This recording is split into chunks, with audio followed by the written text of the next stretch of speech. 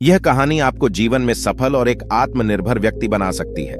एक बार की बात है, एक सुंदर रात की गहरी काली आंधी जब चांद की किरणें वन्यमय सुरंगों की रात को रौनक देने लगीं, वहां बसा था एक आध्यात्मिक आश्रम। इस आश्रम में जहां ध्यान और समझदारी की मिसाल थी, वहां एक प्रसिद्ध गुरु थे जिनका नाम शांतिदीप था। इन आश्रम वासियों के लिए वह सिर्फ एक गुरु नहीं, बल्कि एक आदर्श दिग्दर्शक भी थे जो उन्हें ध्यान में और जीवन के मार्ग में मदद करते थे। एक दिन आश्रम का सबसे उत्सुक छात्र रमित गुरुदेव के पास गया और अपनी चिंताओं का सामना करते हुए बोला, गुरुदेव, मेरा मन ध्यान में बराबरी करने में असमर्थ है। मेरा मन हमेशा विचलित रहता है। शांतिदीप ने उसके साथ सहानुभूति भरी मुस्कान के से कहा, रमित, तुम्हारी तकनीक को सुधारने के लिए मैं तुम्हें एक खास कहानी सुनाऊंगा जो तुम्हें ध्यान में और जीवन में सफलता की ओर बढ़ने में मदद करेगी। वह कहानी इस प्रकार है। कुछ समय पहले की बात है। एक प्रसिद्ध राजा था जिसका नाम अद्भुत धनुर्धर था। यह राजा धनुर्धारकों की अनगिनत श्रृंगार सज्जित सभी बाणों को एक साथ हिलाने में समर्थ था। एक दिन राजा ने अपने दरबार में एक अद्वितीय धनुर्धारक को बुलवाया और उसे चारों ओर की ओर अलग अलग दूरियों पर विभिन्न लक्ष्यों की ओर तीर गाड़ी खड़ा करने का आदान प्रदान कर दिया। रमित की रुचि बढ़ गई और उसने ध्यान से सुनना शुरू किया। शांतिदीप ने धीरे धीरे जारी करते हुए कहा, राजा लक्ष्य की ओर तीर चलाने के लिए तैयार होने के बाद उसे चारों ओर की छायाएं और हरित पेड़ों की सुंदरता दिखने लगी।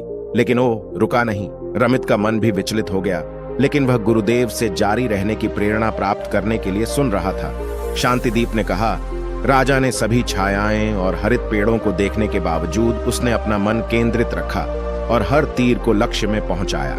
उसका मन विचलित नहीं हुआ, बल्कि उसने अपने लक्ष्य को हासिल किया और सभी को अचंभित कर दिया। रमित ने आगे की कहानी की रोशनी में ध्यान लगाया रखते हुए गुरुदेव की ओर देखा, जो मुस्कान सहित सुनाते रहे थे। गुरुदेव ने कहा, रमित, जैसे राजा ने विभिन्न सुंदर चीजों को देखकर भी अपना मन केंद्रित रखा, वैसे ही हमें अपने ध्यान को भी लक्ष्य पर स्थित रखना चाहिए, चाहे जीवन की कितनी भी कठिनाई क्यों ना हो। धीरे धीरे गुरुदेव ने रमित को ध्यान लगाने के लिए एक विशेष तकनीक सिखाई। उसे बताया कि कैसे आने वाले विचारों को स्वीकार करते हुए उन्हें ध्यान से हटाएं और मन को फिर से लक्ष्य की ओर मोड़ें। गुरुदेव के मार्गदर्शन में रमित ने लगातार साधना की और अपनी ध्यान साधना में नई ऊंचाइयों को छूने लगा। उसका मन शांत हुआ और उसने अपनी ध्यान साधना में गहराइयों तक पहुंचने का आनंद लिया। आश्रम में रमित की प्रगति ने सभी को प्रभावित किया और उसकी कहानी ने दूसरे छात्रों को भी प्रेरित किया।